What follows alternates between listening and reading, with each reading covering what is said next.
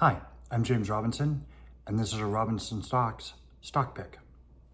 This is the fifth video on the company OFLX, and today we're going to be talking about the company's wealth creation. What I look at is wealth creation as the propensity of the ownership of the management of the company to enrich the shareholders. The company makes a certain amount of profit, and the management either squanders that profit or uses it intelligently for the benefit of the shareholders. I'm only interested in companies. I don't care how much money they make or how little debt they have or what dividends they pay. I'm only interested in companies where the management has demonstrated over the long term that they're going to find ways to enrich the shareholders. Otherwise, what's the point?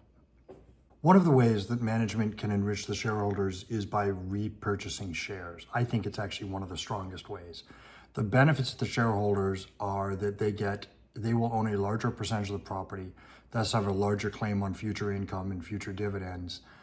And as a result of the fact that there is the same amount of earnings and dividends being paid out to fewer shareholders, the very high likelihood is that in the long run, the share price will increase as the share count decreases, thus enriching the shareholders both in terms of income, dividends, as well as share price. There's not exactly a locked-in guarantee of that, but that's the way the math shows that it will go over the long run. So I like companies who take their money and buy back shares from the shareholders. This company doesn't do that. This company has never bought back a share since 2006. I suspect this is just a quirk of the management, the ownership. I agree with enough of what they do that I'm not going to argue. I'm not going to vote down this company for this. But I do give it a lower grade here because they have the money to buy back some shares, and they're not doing it. But having said that, this is one of the ways that a company can do it. Again, the flip side of that argument is they also haven't sold any shares. I very greatly downgrade companies. I almost don't care what else is going on with the company. If they're selling shares, net shares, as opposed to buying back shares, that to me is a red flag that's very hard for me to justify overcoming.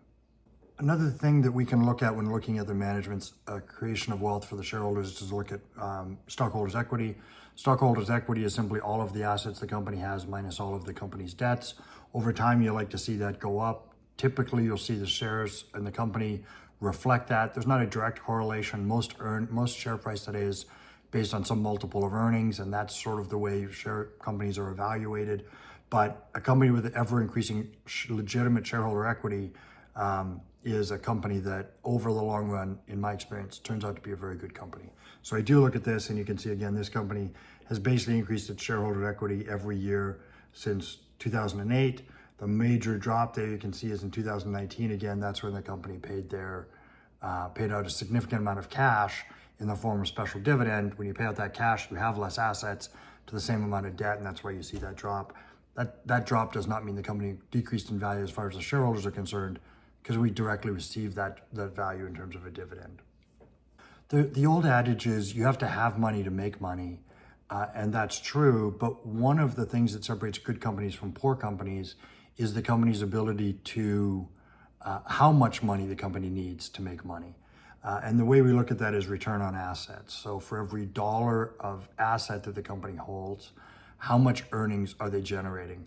And I look at that in relation to other companies. So you can see the red line would put you in the top 10% of companies, the green line would put you in the top 25% of companies, etc. You can see this company is comfortably in the top 10% of companies. It has been every year. It's very consistently the top 10% of companies. What that tells you is this company needs very few assets relative to the amount of money they make. We like that as a shareholder because that means they don't need to hold a bunch of assets to grow the business. And that means that the profits that they make are likely to be able to return to the shareholders directly or indirectly. So this is a fantastic chart, and this alone would make me very interested in the company. This looks at return on shareholders' equity. Equity is different from assets in that obviously we've subtracted out the debt.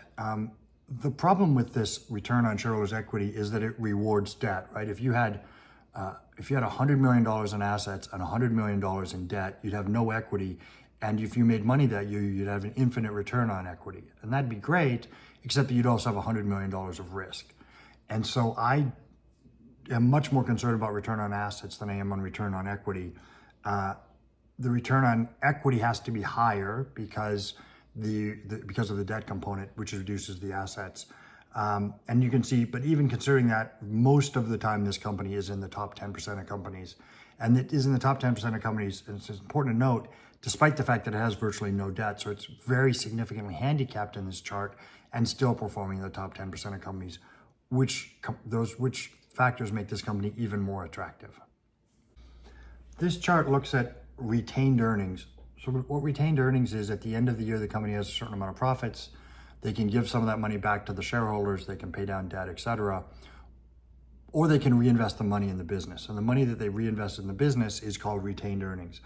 I generally don't like companies that have a lot of retained earnings. I like a company that's able to return most of the money directly or indirectly back to the shareholders. This company meets that criteria. It does retain a little bit of earnings, not a lot. And in fact, for the last 3 years, the amount of earnings they've retained have gradually decreased. So that's excellent. No problem at all with this company. The one thing we want to look at is what's happening with the retained earnings. And so the next slide, we're going to talk about that. This chart is not exactly scientific and it's not exactly accurate, but it's kind of a rule of thumb that I use. What we're looking at here is return on retained earnings. So what I do is I calculate how much earnings did the company retain over a 10-year period. And then I look at how much the earnings increased over that 10-year period. And even though it's not completely accurate or completely fair, what I say is 100% of that earnings increase is direct result of retained earnings. And I know that's not accurate, but what I'm trying to do is just get a sense of how efficiently the company is retaining earnings. And I like companies to be able to claim that, using that analysis, as flawed as it may be, that they're over 10% in retained earnings. And you can see this company has always been above that. And what that means is this company, when they retain earnings, they're retaining those earnings in a way which is efficient and effective for the use of the business, or at least they're able to disguise it that way, and the retained earnings aren't being completely wasted or frivolously used. So it's not the most important chart in the world, but it is a chart that I look at, and I look at it more heavily on companies that retain a tremendous amount of earnings.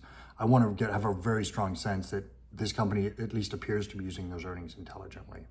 Another method or measurement of a company's ability to return wealth to the shareholders is how much wealth do we have. That wealth is often measured in cash equivalents, and multiple securities, marketable securities. And so I like to see this cash number increasing. As we've talked about many times in this process, the cash for this company has increased every year since 2012.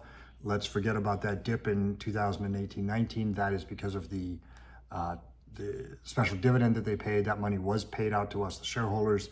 And so this company is doing a great job of creating cash, which demonstrates creating wealth for the shareholders. And then yet we also know when the cash gets to be, when they have surplus cash, they've demonstrated that they'll return that to us, which is also a green flag. This chart is probably the most telling for wealth creation. What I look at here is there's 5 things a company can do with their profits. They can pay us out in dividends. They can buy back stock. They can increase cash. They can reduce debt. And so the red line is the 5-year sum of those totals. In any one year, there might be a blip. You can see that, for example, in 2019, kind of there's cattywampus numbers. But generally speaking, over a 5-year period of time, that'll sort of normalize things. And you can see that every year this company has beneficially created a combination of those things, which have generated real value for the shareholders. So in summation, we've talked about the company just as an overview being a strong company. Its operations are better than average for a industrialized manufacturing company. They're not going to compete with a software company. They're not going to compete with a service company because they have plants and equipment and inventories that those things don't have. But they're very good in general, especially compared to other companies like that. The company has a very strong balance sheet, no debt, lots of cash, intelligent use of cash. The company is very safe with their dividends, and the company is doing a great job of creating wealth. And so that's one of the reasons why this company is so highly rated, and that's why I think we should be buying shares in the company. So that's it for OFLX. Thank you very much for your time.